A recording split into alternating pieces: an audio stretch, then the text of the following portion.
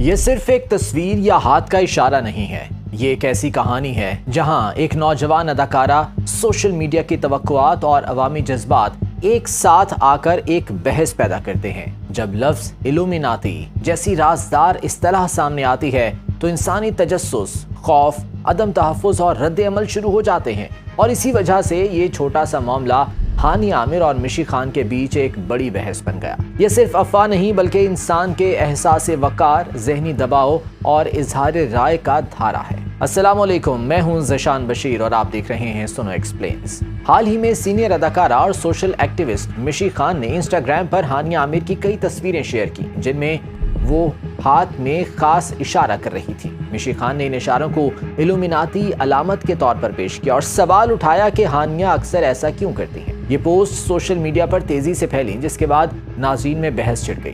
کچھ لوگوں نے مشی خان کے موقف کی حمایت کی جبکہ دوسروں نے اسے سائن لینگویج میں آئی لو یو کے عمومی اشارے کے طور پر سمجھا۔ ہانیہ عامر نے اپنے انسٹاگرام سٹوریز میں اس بحث پر مزاحیہ انداز میں رد عمل دیا، یہ بتاتے ہوئے کہ ان کی ماں نے یہ پوسٹ انہیں بھیجی تھی اور انہوں نے لوگوں سے گزارش کی کہ افواہوں پر جذباتی رد عمل نہ دیں۔ بعد میں ہانیہ نے ایک مختصر ویڈیو بھی شیئر کی جس میں انہوں نے واضح کیا کہ وہ ایسا کچھ نہیں کر رہی جو سازشی دعووں کا ثبوت ہو، بلکہ وہ ایک عام زندگی گزارنے والی اداکارہ ہیں۔ اب سمجھنے کے لیے ضروری ہے کہ الومیناتی کیا تھا۔ اصل الومیناتی ایک تاریخی تنظیم تھی جو 1776 میں یورپ میں قائم ہوئی تھی، جس کا مقصد روشن خیالی کے اصولوں کو فروغ دینا تھا۔ یہ ایک چھوٹی تنظیم تھی اور جلد ہی ختم ہو گئی، مگر آج کل پاپ کلچر میں اسے ایک خفیہ طاقت کے طور پر پیش کیا جاتا ہے۔ سوشل میڈیا پر ہاتھ کے مخصوص اشارے یا مثلث جیسی علامتیں اکثر سازشی راز کے طور پر منسوب ہو جاتی ہیں، چاہے وہ صرف عام فیشن، فوٹو پوز یا سائن لینگویج کا حصہ ہوں۔ یہ عمل صرف پاکستان میں نہیں بلکہ عالمی سطح پر بھی ہوتا ہے، جہاں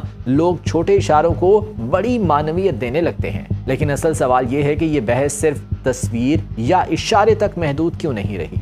اس کے پیچھے انسانی جذبات، نفسیاتی فطرت، سوشل میڈیا کلچر اور شہرت کے مفادات ہیں۔ یعنی جب کوئی سادہ اور عام اشارہ کوئی مشہور شخصیت سے منسوب ہوتا ہے تو لوگ فوری طور پر اسے خفیہ راز یا سازشی حقیقت سمجھنے لگتے ہیں۔ یہ انسانی ذہن کی فطرت ہے، معنی تلاش کرنا اور پیٹرنز بنانا۔ دوسرا یہ کہ سوشل میڈیا فوری، بڑی مقدار میں اور بلا ثبوت معلومات پھیلاتا ہے۔ میمز، تبصرے اور رائے عامہ کا دباؤ اکثر حقیقت سے زیادہ شور پیدا کرتے ہیں۔ اور تیسرا یہ کہ ایسے معاملات میں غلط فہمیاں، تنقید اور عوامی جذبات بڑھتے ہیں۔ جیسے ہانیہ عامر پر پہلے بھی افواہیں اور بحث ہو چکی ہے، مثلاً ان کے بارے میں جعلی شناختی کارڈز اور دیگر اعتراضات وغیرہ۔ یہ معاملہ صرف ہانیہ عامر تک محدود نہیں رہا، یہ اس حقیقت کا بھی عکاس ہے کہ جب کبھی ہم سچ اور سازش کے بیچ فرق نہیں سمجھتے تو ہر سادہ چیز کو گہرے راز کے طور پر دیکھنے لگتے ہیں۔ اور اب سب سے اہم حصہ، اگر آنے والے وقت میں بھی سوشل میڈیا پر وائرل مباحثے کو ہمیشہ چھوٹے اشاروں اور میمز کی بنیاد پر سچ سمجھا گیا